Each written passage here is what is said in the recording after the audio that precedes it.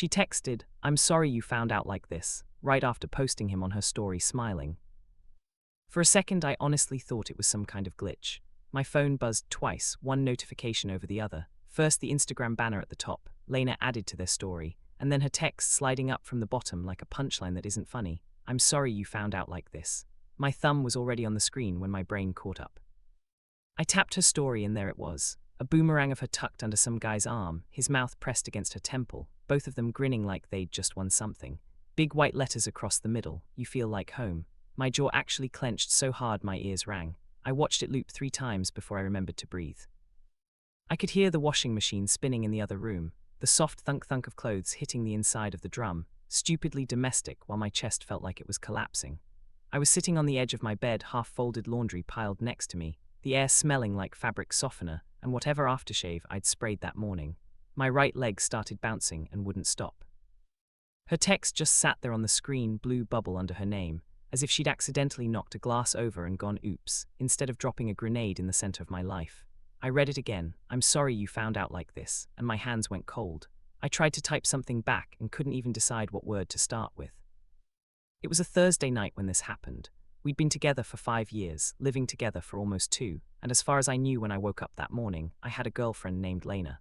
I'm 30M, she's 29F, the guy in the story is 31M, his name is Matt, and up until a few months ago he was just some guy from her gym. I'm posting this from a throwaway because mutual friends use Reddit, and honestly, I'm still trying to work out how much of this was a slow-motion car crash I refused to look at, and how much of it hit me out of nowhere. I met Lena when we were both 25, at a mutual friend's birthday picnic in the park. I was late because I got lost trying to find the exact patch of grass they claimed, everyone says, near the fountain, like there's only one fountain in the entire Botanic Gardens. So when I finally arrived, I was sweaty, annoyed, and carrying a Woolies mud cake as a peace offering. She was the first person I saw, sitting on a picnic blanket with her shoes off, dress bunched around her thighs, leaning back on her hands and laughing at something one of the girls said. Her laugh hit me before I even registered her face, loud and unself-conscious, the kind you feel in your ribs. She turned as I approached, sunlight catching in her hair, and I did that stupid internal "oh you do" when your brain decides someone is going to matter. "You're late," she said, squinting up at me like we already knew each other. "You're bossy," I said, and then immediately panicked that I'd been too familiar. She grinned. "I like your cake," she said, nodding at the mud cake. "You may enter." We spent most of the afternoon sitting cross-legged opposite each other on that blanket, talking about everything except ourselves. Movies, podcasts, why people clap when the plane lands, whether pineapple belongs on pizza. It does. She was wrong. Every time I got up to grab a drink, she'd steal something off my plate. "You weren't eating it fast enough," she'd say, shoving half a sausage roll into her mouth. At the end of the day, she scribbled her number on a napkin with someone's eyeliner because no one had a pen. "For when you realize I was right about olives," she said. We went for coffee 3 days later and never really stopped. The early years felt like a montage. Late-night drives with crappy fast food, dancing in the living room, arguing over who got to be which Mario Kart character, sleeping in on Sundays tangled together. She called me old man because I liked being in bed before midnight. I called her gremlin because she'd eat cereal out of the box in the dark. Lena has always been a social media person. Not in the influencer way, just in the my whole life is content way. She posted everything, her lunch, her outfits, the way the sky looked on a random Tuesday, Moose, my cat, when he finally accepted her as a human. When we became official, she soft-launched me, my hand holding 2 coffees with the caption "he got my order right without asking," and then a month later hard-launched with a photo of us kissing in front of the Ferris wheel at Luna Park. I remember feeling weirdly proud when workmates mentioned they'd seen it. I was the guy who made the cut for the grid. For most of our relationship, her constant posting was just part of the background noise. I'm more private, but I got used to her pointing her phone at me and saying, "Smile, this is going on my story." She'd tag me in stupid memes and videos of us cooking together, add captions like "love doing life with this dork" with heart emojis. If anything, the day she stopped posting me as much should have been the day I noticed something was off. We moved in together right before COVID, because her share house lease was ending and my roommate was moving in with his girlfriend. It felt like the natural next step. We found a small 2-bedroom place above a pharmacy on a slightly noisy road. The walls were thin enough to hear our neighbor practicing trumpet at odd hours. We painted one wall in the living room dark green because she saw it on Pinterest and convinced me it would look so cozy. "Babe, trust me." She was right. I built IKEA bookshelves while she lay on the floor reading the instructions upside down and giving unhelpful commentary. Living together actually made things better for a while. Fewer logistics, more small moments. Her drooling on my chest halfway through a movie, brushing our teeth side by side, doing the stupid, whose turn is it to take the bin out dance. Even our fights felt contained, tense but fixable because we couldn't just storm off to separate suburbs. She started going to the gym regularly about a year and a half ago. It was a big deal because she'd always joked about being allergic to exercise unless it was dancing drunk at weddings. Some girl from her work had roped her into trying a small group class at this new place around the corner. "I'm going to become a gym girly," she announced, pulling on leggings she'd bought that afternoon. "Do you think they'll let me take my inhaler?" "You'll last 2 weeks," I teased. 3 if they have nice smoothies.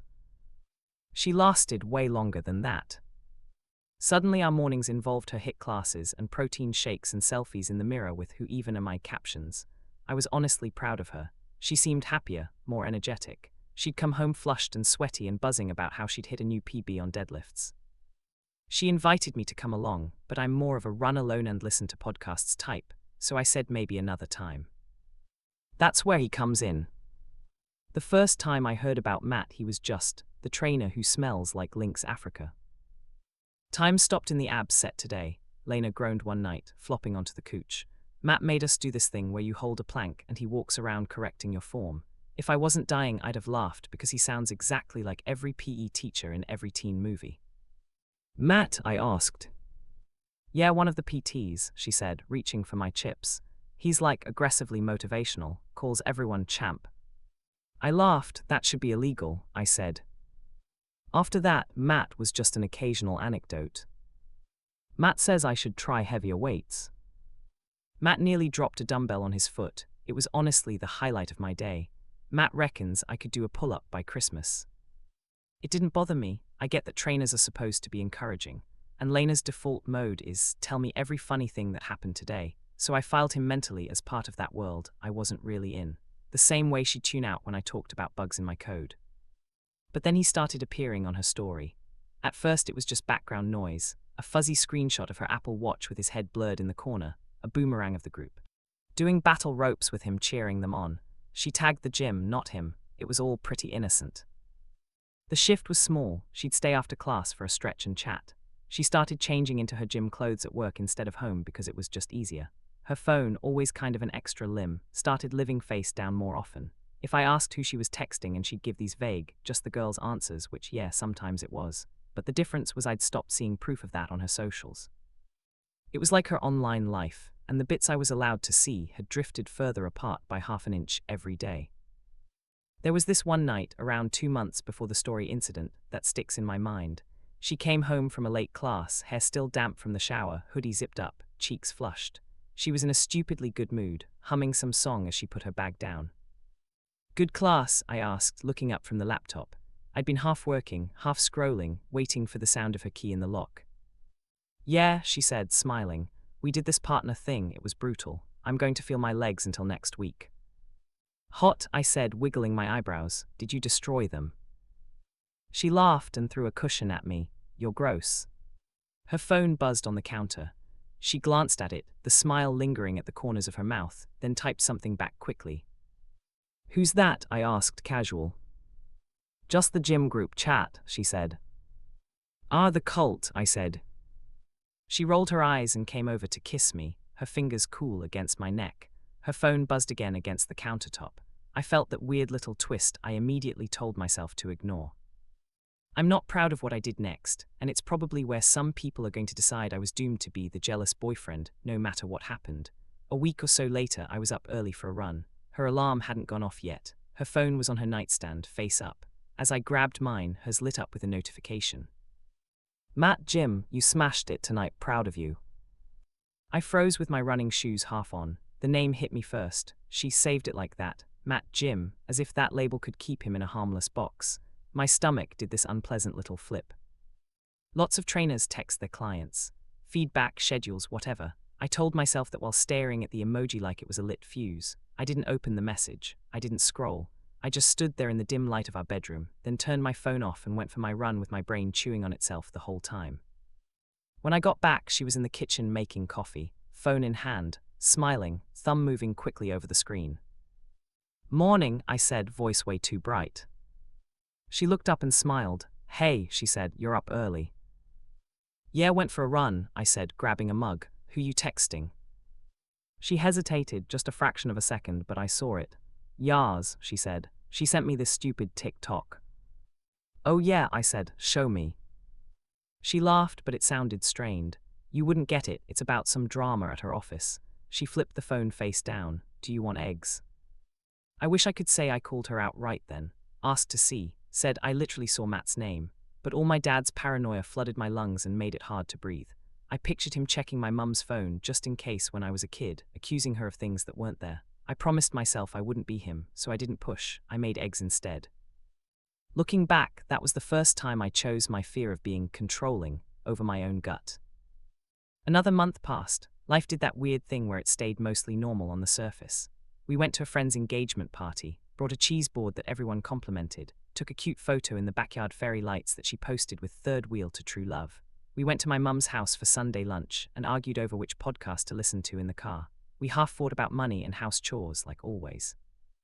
But there were cracks, little ones. Her phone was basically grafted to her hand now. She'd be halfway through a conversation with me and her eyes would flick down to the screen mid-sentence. There'd be nights she'd pull away when I tried to be affectionate and blame it on being touched out from a long day, even though she mostly sat at a desk. Then came the first big fight. It was over something stupid as usual. I'd left a pan to soak in the sink for too long. She made a snarky comment. I snapped back. She called me passive-aggressive. I accused her of never being home to cook anyway. You know how it goes. It escalated. Voices raised, old arguments dragged out like exhibits in a court case. At some point, through tears, she yelled, I feel like we're roommates who sometimes have sex and argue about dishes. That's literally what a relationship is, I said, instantly regretting it as soon as the words left my mouth. She stared at me like I'd proved her point. That's what you think love is? She asked, voice suddenly quiet. Chores and routines and being fine. What do you want me to say, Lena? I shot back. We're adults, we work, we pay bills. We're not going to feel like a music video all the time. I don't want a music video, she said. I just want to feel like I'm not slowly disappearing into your color-coded Google Calendar. Ouch, I said. She sank onto a chair, burying her face in her hands. I don't know what I want. She said into her palms, I just know this isn't it, not like this. A rational person would have maybe suggested counseling then. A more self-aware one would have asked deeper questions instead of trying to patch the conversation with a joke and a cup of tea. I made tea, we apologized, we had slightly desperate sex. The next morning she went to the gym and posted a story of the sunrise with trying again written across it. Then, 2 weeks before the I'm sorry you found out like this text, she told me she wanted a break. We were in bed, lights off, staring at opposite walls.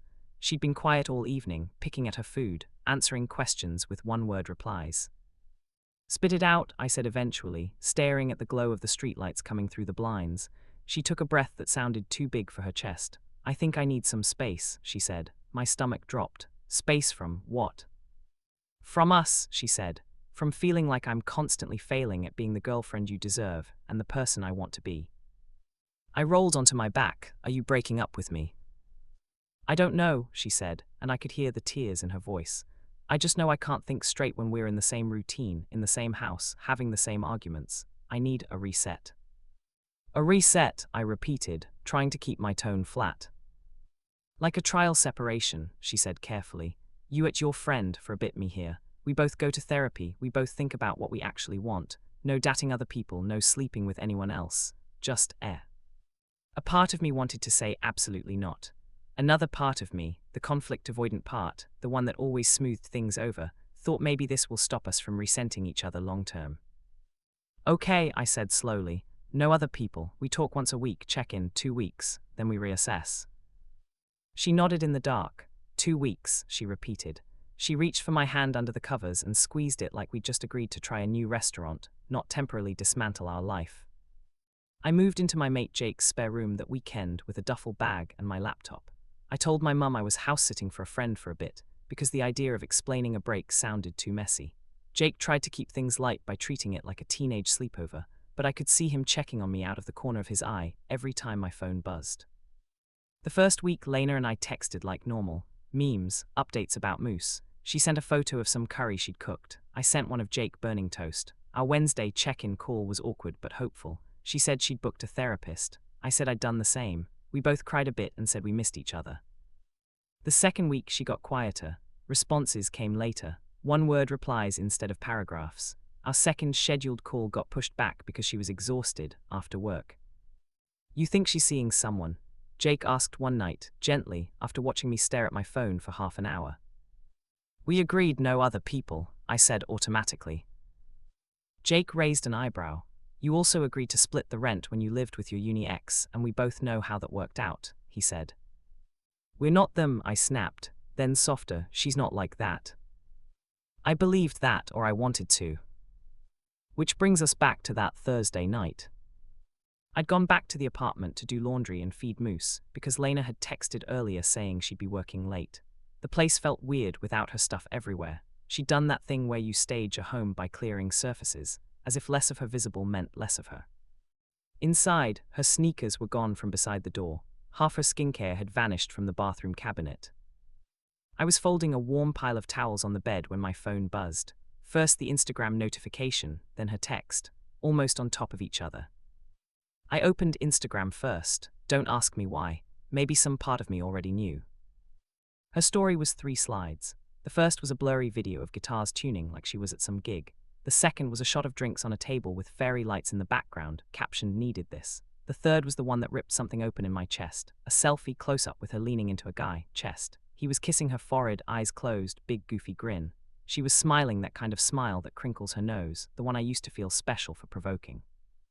His hand was visible on her shoulder, thumb touching the strap of her dress. Text across the photo, "You feel like home." She tagged him, "at Matt Lifts" or some shit. My ears started ringing. My vision did that tunnel thing. I took a screenshot before I even realized I'd done it, like my hands were on autopilot.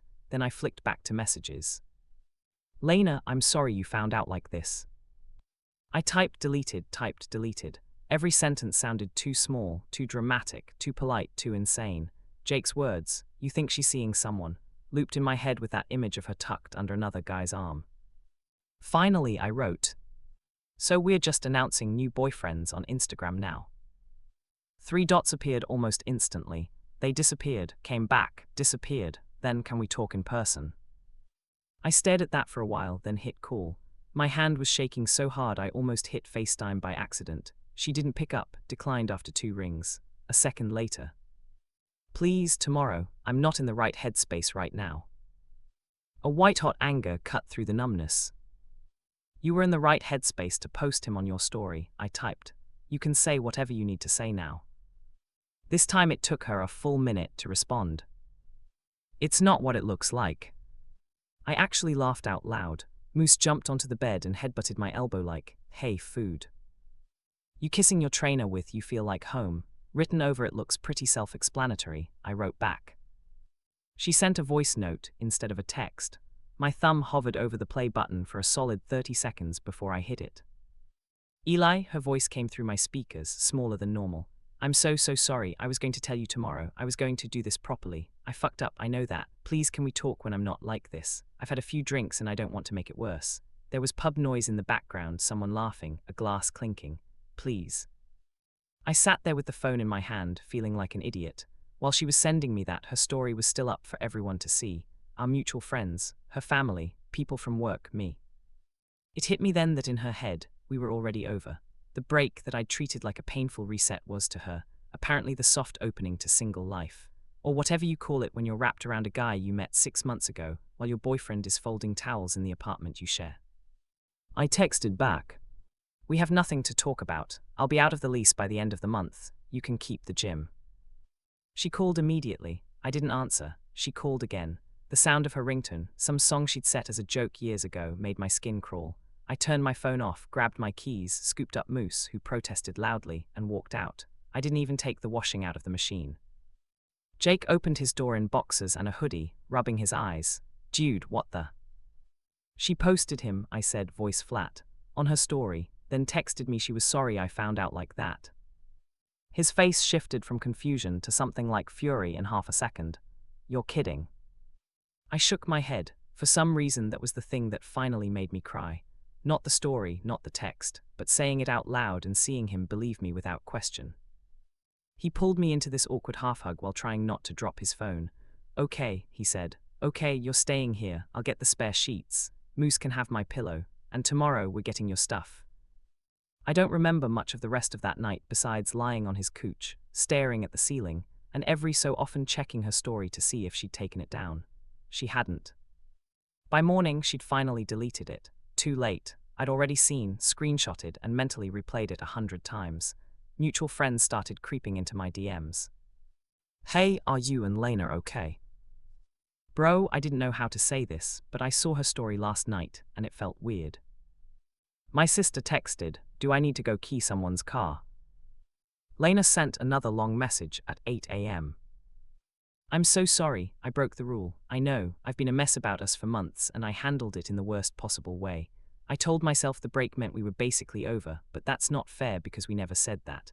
I should have talked to you before anything happened with Matt. I hate myself for how I did this. You didn't deserve it. It was the first time she actually named him in relation to us. Anything happened with Matt. The way she wrote it made it sound like they'd, suddenly, kissed last night at the gig, like the boomerang was a spontaneous slip, not the tip of something she'd been building for weeks. I typed, how long, Lena? 3 dots. We got drinks after class about 3 weeks ago. I kissed him. It was stupid and selfish, and I've been spiraling ever since. And still sleeping with me while you spiraled, I wrote. We haven't slept together since the break, she replied. I couldn't, I felt too guilty. There it was, her moral high ground, such as it was. She hadn't technically slept with us at the same time. Gold star. So the no other people condition only applied geographically. I wrote, as long as I wasn't in the apartment, you were free to audition new boyfriends. No response to that one. We eventually met up in a park 2 days later, because she insisted on looking me in the eye like an adult. I agreed because I needed to hear her say it in person, instead of just reading paragraphs of guilt-scented text. She looked smaller when I saw her somehow. Oversized hoodie, hair in a messy bun, no makeup. The crescent moon necklace I'd bought her for our anniversary was gone. In its place was a thin chain with a tiny silver bar. I wondered if he'd given it to her and almost laughed at myself for caring. Hey, she said, voice tiny. Hey, I said. I shoved my hands into my pockets so I wouldn't instinctively reach for her. We sat on opposite ends of a bench like strangers.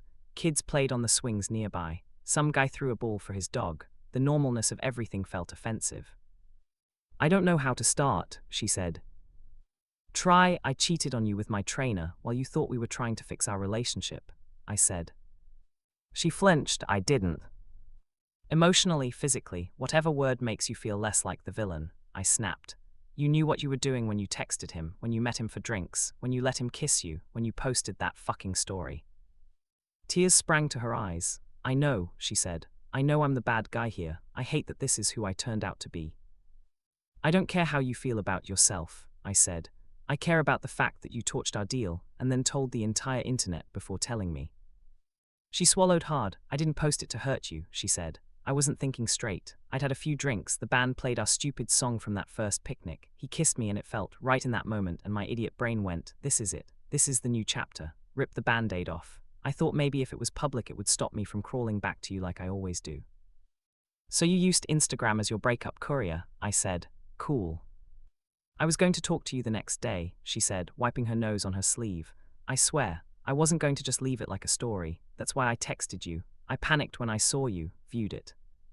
You panicked after, not before, I said. Big difference.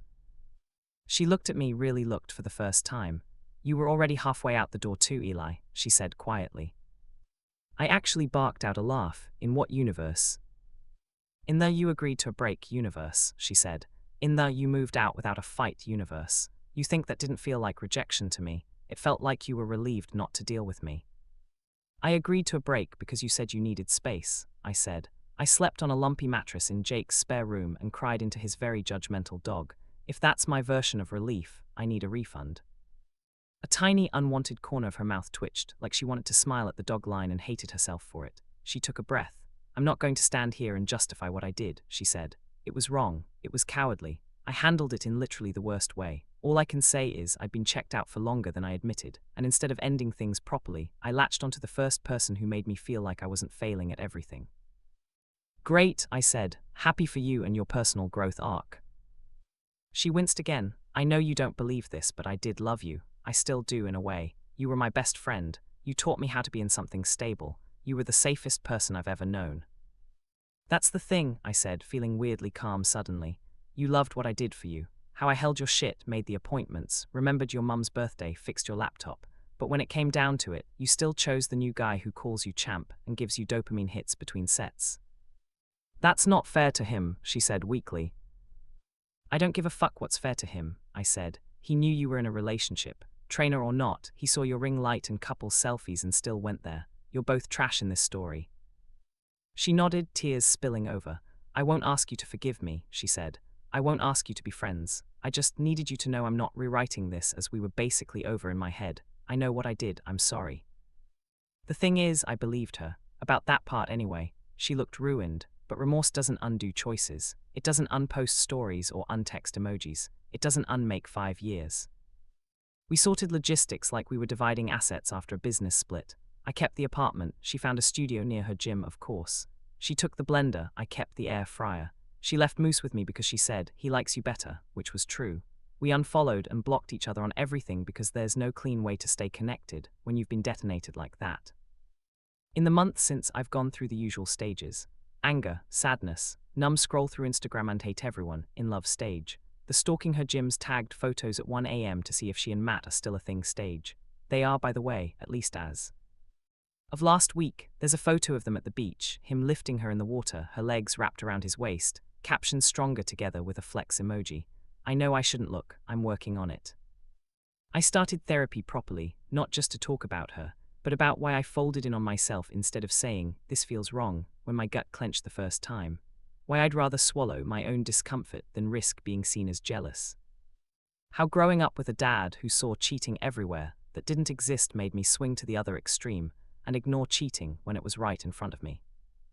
My therapist asked me, what would you say to a friend if they showed you those messages from Matt, Jim, and that story? I said I'd tell them their partner had already left the building in their head and their heart, and they deserve better than being the last to know. Do you think you deserve better? She asked.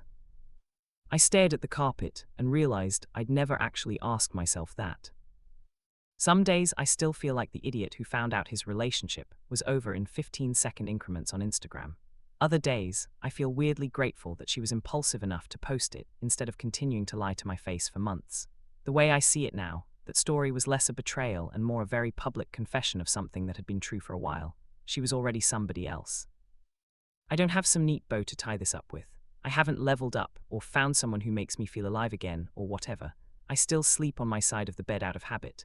I still reflexively go to send her memes and then remember. I still get a small tight feeling in my chest when I walk past her gym. But I also dance like an idiot in my kitchen to songs she hated. I repainted the green wall a different color, just because I could. I tried a boxing class with Jake and nearly died, but it felt good to feel my own muscles burn for reasons that had nothing to do with chasing someone else's approval. And I've made myself one promise. The next time someone tells me they need space, I'm going to ask a hell of a lot more questions. I'm going to trust my instincts if something feels off instead of gaslighting myself because I'm scared of being like my dad. If you've read this far, thanks. I don't know if I'm looking for advice or just trying to get this out of my head, but if you ever see that combination, your partner's story featuring someone new, a caption that reads like a love note and a text that says, I'm sorry you found out like this, take it as the truth it is. They weren't sorry enough to stop. They were just sorry you saw it, and you deserve more than being the last person invited to the conversation about your own relationship.